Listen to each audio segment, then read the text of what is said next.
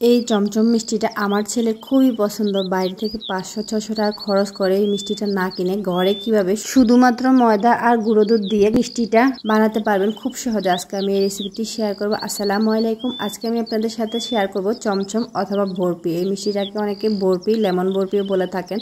তো খুব সহজে আমি আজকে মিষ্টির রেসিপিটা আপনাদের সাথে শেয়ার করছি। প্রথমে আমি নিয়ে নিচ্ছি এখানে 1 কাপ ময়দাটা নিয়ে আমি এখানে শুকনো তাওয়া এটা হালকা একটু ভেজে নেব। এখানে কিছু দিনের চুলা রাসটা লোতে রেখে এটাকে আমি 5 মিনিট একটু ভেজে নিচ্ছি। ভাজা একটু ফ্লেভার আসছে। এরপর যে আমি এখানে দিয়ে দিচ্ছি 1 কাপ গুঁড়ো দুধ।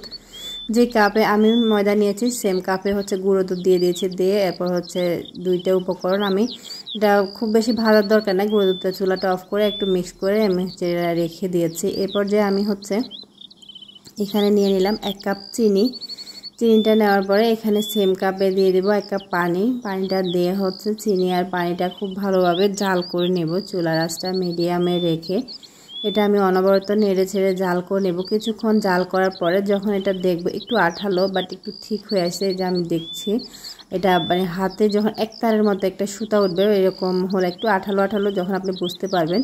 আমি বারবার চেক করে নিচ্ছি যখন হবে যে একটু আঠালো টাইপের। তো এরপর যে আমি এখানে দিয়ে দিচ্ছি ময়দা আর গুঁড়া দুধের যে মিশ্রণটা আছে সেটা আমি এখানে দিয়ে দিচ্ছি। সবটা আমি দিয়ে দিব না, যতটুকু আমার লাগে ঠিক ততটুকুই দিব। দিয়ে এটা আমি অনবরত এটা নাড়তে থাকবো।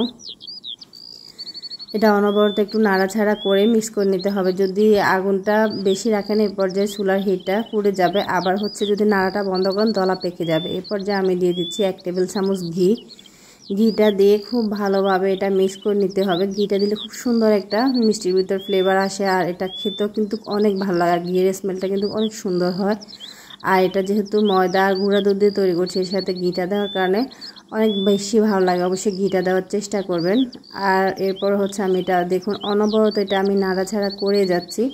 আমি এটা দেখব যতক্ষণ না পর্যন্ত মিষ্টির ডোয়ের শেপ না আসবে। বিশেষ করে আমরা যখন বেলা রুটি করি ওই রকম একটু শেপ আসতে হবে। তো এটা কিছুক্ষণ দেওয়ার পর আমার মনে হচ্ছে এখানে আরও একটু ময়দা লাগবে। এটা তো আগে থেকে ভাজা ময়দা ছিল, সেখানে আর অসুবিধা না। তো আমি আরও 2 টেবিল চামচ ময়দা দিয়ে এটা খুব ভালোভাবে আরও মিক্স করে নিচ্ছিলাম, কারণ ডোটা পাতলা ছিল। তো এখন এই পর্যায়ে দেখুন ডোটা একদমই ঠিক আছে, এটা ফ্যান থেকে উঠে আসছে। এছাড়াও এটা কিন্তু একদম আঠালো, মোটামুটি শক্ত হয়ে গেছে। মিষ্টি তৈরি করার জন্য এই ডোটা পারফেক্ট। আমরা যেরকম বেলা রুটির জন্য ডো করি ওই রকম। এখন এই ডোটাকে আমি 3টা ভাগে এটা আমি ভাগ করে নিচ্ছি। 4 ভাগ করেছি, এটা 4টা ভাগ করে একটা ভাগ আমি সাদাই রেখে দিয়েছি, আর বাকি ভাগগুলোতে আমি কালার মিক্স করব। প্রথমে আমি এখানে দিয়ে দিলাম রেড ফুড কালার। এখানে এই কালারটা আমি লাল করে নিচ্ছি, কারণ এই চমচম মিষ্টিটা কিন্তু একটু কালারিং হলেই সুন্দর লাগে, বা লেমন বরফি বলেন। তো এটার কালারটা যদি একটু কালারফুল, মিষ্টিটার বেশি সৌন্দর্যটা কালারে। তো কালারের জন্য অবশ্যই এটা ফুড কালারটা মিক্স করতে হবে। কালার ছাড়াও খাওয়া যাবে, তবে এটার সৌন্দর্যটা কালার। তো আমি এখানে দিয়ে দিচ্ছি সবুজ কালার। এটা সবুজ ফুড কালার ছিল, তো এটা দিয়ে দিচ্ছি আমি 1/2 চা চামচ। দিয়ে এটা ভালোভাবে মিক্স করে নিচ্ছি। এরপর আমি আরেকটা হলুদ কালার করে নেব। হলুদ কালারটা করার জন্য এখানে আমি 1/2 চা চামচ থেকে খুব কম 1 চা চামচের 4 ভাগের 1 ভাগ দিয়েছি হলুদের গুঁড়াটা দিয়ে খুব ভালোভাবে মিক্স করে নিলে এটা হলুদের কালারটা খুব সুন্দরভাবে চলে আসবে। এটা ন্যাচারালি ফুড কালার হয়ে গেল।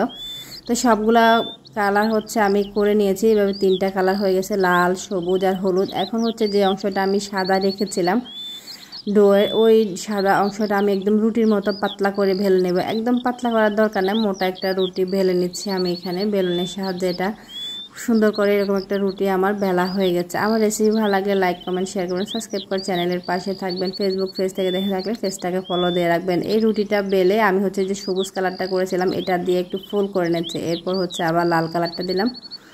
এরপর আবার ফোল্ড করে নিলাম। এরপর আমি যে হলুদ কালারটা দিয়েছি সেটাও একটু খুব ভালোভাবে ফোল্ড করে নিয়েছি। সবটা খুব ভালোভাবে এভাবে ফোল্ড করে নিয়ে এখানে এটা ফোল্ড করা হয়ে গেছে। খুব সুন্দরভাবে আমি এটা ফোল্ড করে নিয়েছি। ফোল্ডটা হয়ে গেল। এখন আমি এটা সামান্য একটু কেটে দেখাচ্ছি, তবে এটা কিন্তু এখনই খাওয়া যাবে। এখনই খেলে সেরকম একটা টেস্ট লাগবে না, বা কাটতেও ভালো লাগবে না। এটা কিছুক্ষণ আমি ডিপ ফ্রিজে রাখবো, সেই জন্য আমি 2টা পাশ কেটে নিচ্ছি। এটা নর্মাল ফ্রিজে রাখলেও হবে, ডিপ ফ্রিজে রাখলে এখন যেটা আমি খাইছি এটা টেস্টটা খারাপ না, টেস্টও ঠিক আছে আর কাটাও যাচ্ছে। তারপর আর একটু শক্ত করার জন্য মিষ্টিটা একটু শক্ত টাইপের হয়। তো এটা আমি 30 মিনিট নর্মাল ফ্রিজে রেখে দিয়েছি। ডিপ ফ্রিজে রাখলে 10 মিনিট রাখলে হবে, আমি নর্মাল ফ্রিজে রেখেছি 30 মিনিট রেখেছি। এখন দেখুন এটা একদম জমে গেছে, মানে একদম মিষ্টির মতো শক্ত হয়ে গেছে। এই মিষ্টিটা কিন্তু একটু শক্ত শক্ত, যারা খাইছেন তারা অবশ্যই জানে এটা কামড় দিলে একটু কচকচে হয়। তো এই যে আমি সবটা এভাবে হচ্ছে কেটে নিচ্ছি। দেখুন আমার এটা খুব সুন্দরভাবে সেট হয়ে গেছে, মানে মিষ্টিটা সেট হওয়ার জন্য কিছুক্ষণ ফ্রিজে রাখা। এখন আমি সবগুলো মিষ্টি এভাবে কেটে নিচ্ছি। কালারটা কিন্তু খুব সুন্দর হয়েছে। আপনারা চাইলে এখানে আপনাদের পছন্দ অনুযায়ী যে কোনো কালার মিক্স করতে পারেন। আমি লাল, সবুজ আর হলুদ কালার করছি। কালারগুলোর জন্য খুব সুন্দর হয়েছে, আর এটা খেতেও কিন্তু অসম্ভব মজা হয়েছে। আর আমার ছেলে কিন্তু অনেক পছন্দ করছে। আর খুব সহজে ময়দা দিয়ে এত মজার একটা মিষ্টি তৈরি করে না যে আপনি না দেখলে বুঝতেই পারবেন না। আর এটা বাহিরের মিষ্টি যে অস্বাস্থ্যকর বা এর থেকে কিন্তু খেতে অনেক বেশি ভালো লাগছে, যেহেতু আমি ঘরে বানাইছি, একদম নিঃসন্দেহে খাওয়া গেছে। আজকের ভিডিও পর্যন্ত, আল্লাহ হাফেজ।